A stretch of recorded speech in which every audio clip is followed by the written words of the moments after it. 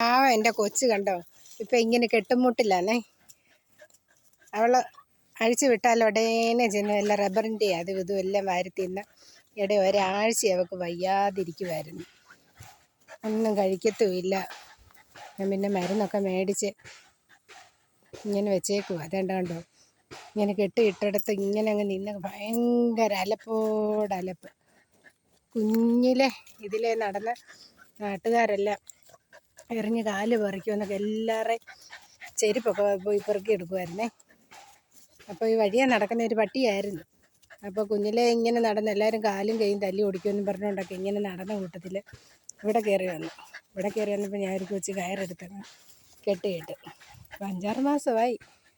ഒന്നോട്ട് എൻ്റെ കൂട്ടത്തില്ല, ഒരു നേരം കാണാതിരിക്കാൻ പറ്റത്തില്ല. അതിന് രാവിലെ തൊട്ട് കിടന്ന് അലപ്പോടലപ്പാണ്.